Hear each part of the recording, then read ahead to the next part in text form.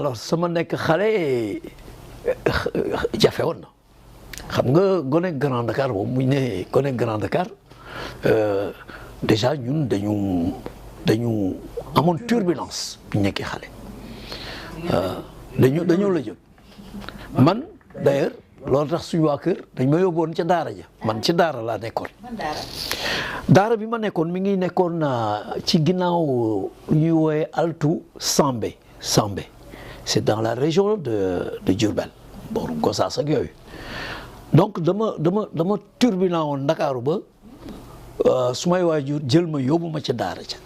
ban ci toj-toj yi wala yan ci toj-toj ma def xeex ak histoire yu dul jeex et tout te pourtant man dama amoon doole mais mënu ma woon supporter injustice donc daf ma doon révolté dama doon xeex ñu di ma duma et tout mais j'étais turbulent xeexu jàmbur sax daan naa ko xeex te ñun suñu temps moom xeex dafa yomboon parce que boo xuloo ak nit ba xuloo bi tàng rek bu la dóoree rek bettu la ñun nag bu xuloo bi masaan tàng da ngay dóor ba pare arrière daal ni sa waay est-ce que pare nga ñun noonu lañ daan doxal da nga koy déstabiliser alors donc ñu yóbbu ma sa daara ja ma def fa ñetti at yu tàng cër yoo xam façon dóor bu ne dóor nañ ma ko dañ daan yelwaan dañuy dóor dañ daan takk ak ay buum di la dóor waaw li ñuy wax jéng tey dañ la daan takk dañ daan jël ay buum takk la mais nag dañ daan jàng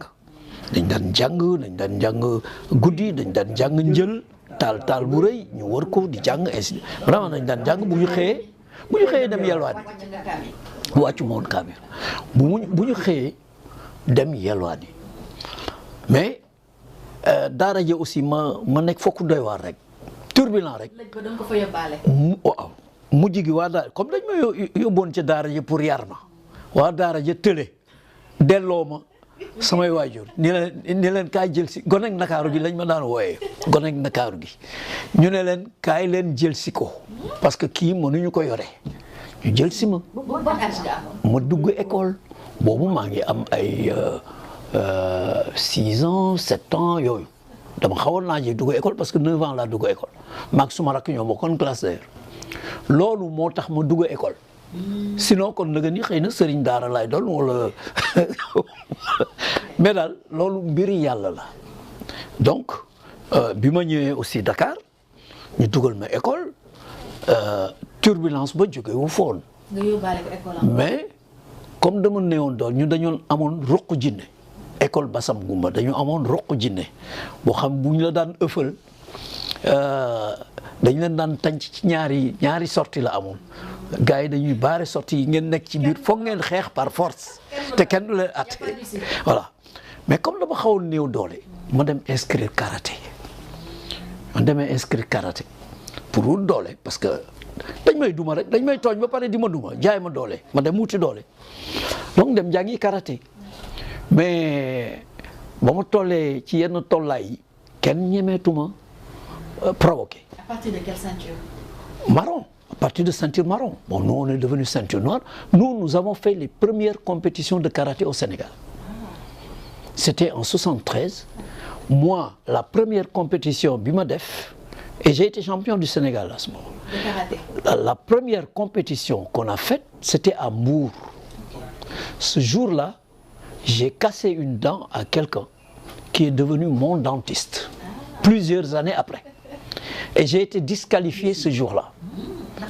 Ndax loolu parce qu'on ne touchait pas au visage. C'était interdit de toucher au visage. Le gars, je ne veux pas le citer, mais il avait une technicité, il avait des feintes. J'ai bien étudié ces feintes.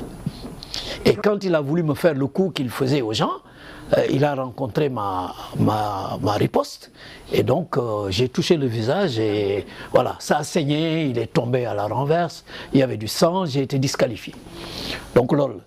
Mais, après, on a continué. Et notre maître, c'était Nunez, Fernand Nunez. Fernand Nunez, qui est 6e dan, etc., qui a créé le Yokokai. Nous, on était au Lido avec lui. Et quand il a créé le Yokokai en 73, nous sommes venus, on était déjà les anciens. on est venu ici au Yukokai avec lui, avec les Lima Humberto, Lima José, beaucoup de gens, Gaston, Fourne, etc. Il y avait aussi Mensa, le fils du docteur Aristide Mensa. Donc on était vraiment des gladiateurs, nous. Nous, quand on se promenait en ville, mais les gens étaient gentils, hein. On nous payait partout. Partout où on rentrait, les gens payaient. Pour nous, ah oui, on était... Nous, on faisait de la haute compétition. On a fait la haute compétition avec l'équipe de France et tout. Mais c'était du vrai karaté. C'est pas comme maintenant où les gens sautent. Nous, quand tu tapes une fois, c'est pour mettre hors d'état de nuire ton adversaire. Si tu ne réussis pas au premier coup, pour toi, tu as échoué. Donc c'était un vrai compétiteur, nous on était à l'époque. Bon, et puis le temps a passé. Ah, non, duñ la ñeme sax. Bu ñu xamee ni kii day def karaté, kii nangam la am, ñu gis la yenn compétition ngay def compétition. Kenn dootu sóor ñi la mag ak looloo la may jàmm. Finalement, looloo ma may jàmm, je suis devenu un pacifique. Ensuite, j'ai fait d'autres sports comme le handball, etc., des choses comme ça. Voilà. Mais quand tu as commencé le karaté, ça a changé aussi sa caractère. Ah oui, je suis devenu beaucoup plus calme. Tu n'oses plus taper sur les gens. Tu n'oses plus taper sur les gens. Déjà, si tu as pour le mettre hors d'état de nuire sans gagne. Donc tu cherches le plexus. Alors, ce cursus scolaire, alors, cursus scolaire, j'ai été toujours un élève brillant. J'ai même reçu cadeau au gouverneur du Sénégal à l'époque. C'était au palais.